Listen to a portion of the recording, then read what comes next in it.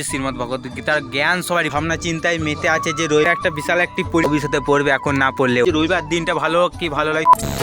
Welcome to my new blog video. আজকে দেখতেই পাচ্ছেন ডাঙা চলে এসেছে এবং এখানে বহুজন বসে এখানে বিশাল একটি আলোচনা চলছে, বিশেষ আলোচনা যেটা সব কিছু এই ভিডিওর মধ্যে বলা যাবে না, সেরকম একটি আলোচনা চলছে, সেটাই আমি দেখাতে চলেছি। এটা বিশাল একটি পরিকল্পনায় মেতে আছে যে একটি জায়গায় বেড়াতে যাবে, সেটি কিভাবে কোথায় যাবে সেটা সব কিছু এই ভিডিওয়ে অবশ্যই জানাবো এবং কিভাবে যাবে না যাবে সব কিছু দেখতে পাবেন।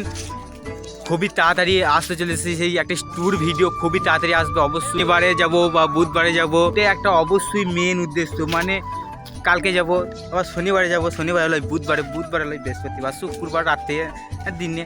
এটা একটি বিশাল একটি গণ্ডগোল, এটাই হচ্ছে মেন ডিসিশন। এরকম ভাবনা চিন্তাই করছে আকাশ 7 নম্বর ক্যাপ পরে, এরকম ভাবনা চিন্তায় মেতে আছে যে রবিবারে লয় শনিবারে, শনিবারে লয় শুক্রবারে। বলছে সকালে লয় দিনে, কেউ বলছে দিনে হবে না রাতে, বলছে দুপুরে হবে না রাতে, ও বলছে না না সকালে।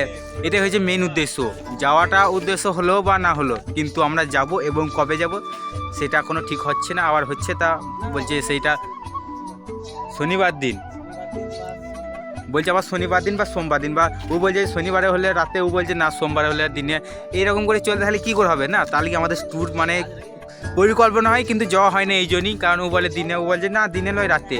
এটাই আমিও নিজেও বুঝতে পারি না এরকম কী। আবার বলছে যে রবিবার একটা পঞ্জিকা, মানে পঞ্জিকা থেকে বলতে হবে যে রবিবার দিনটা ভালো কি ভালো লাগে, শুভ কি অশুভ, এবং কোন টাইমটাই কোন সময়ে রয়েছে ভালো একটি সময়, যে টাইমে যাওয়া হবে, যে সময়ে যাওয়া হবে, যে দিনে যাওয়া হবে, অবশ্যই পঞ্জিকা দেখতে হবে। বা সেই আমরা পঞ্জিকা দেখার আগেও আমরা শ্রীমদ্ ভগবত গীতাকে যদি পড়ে স্মরণ করি, সেটা অশুভ দিনও শুভ হয়ে যাবে, সেটা হচ্ছে মেন উদ্দেশ্য। তাই শ্রীমদ্ ভগবত গীতাকে অবশ্যই পড়তে হবে এবং পড়ে সেইটাকে অবশ্যই প্রচারও করতে হবে যে শ্রীমদ্ ভগবত গীতা কেমন, খুবই সুন্দর। শ্রীমদ্ ভগবত গীতা খুবই ভালো, পড়া উচিত, কি বোঝা? শ্রীমদ্ ভগবত গীতা পড়া উচিত প্রতিদিন। এই হচ্ছে ছেলে যিনি শ্রীমদ্ ভগবত গীতা পড়ার হয়তো ভবিষ্যতে পড়বে, এখন না পড়বে। অনেকেই শ্রীমদ্ ভগবত গীতা পড়ে না, কিন্তু ভবিষ্যতেও পড়বে, অবশ্যই পড়বে, সবসময় পড়ার চেষ্টা করবে, সবসময়ই পড়বে শ্রীমদ্ ভগবত গীতার। এইটাই হচ্ছে মেন উদ্দেশ্য। একবার পড়তে লাগলে সেটাকে কেউ ছাড়বে না, পড়েই শেষ করবে। এটাই হচ্ছে শ্রীমদ্ ভগবত গীতার জ্ঞান সবারই প্রয়োজন। চ্যানেলে নতুন হয়ে থাকলে চ্যানেলে সাবস্ক্রাইব করতে হবে, লাইক করতে হবে, কমেন্ট করে জানিয়ে দেবে ভিডিও কেমন হয়েছে।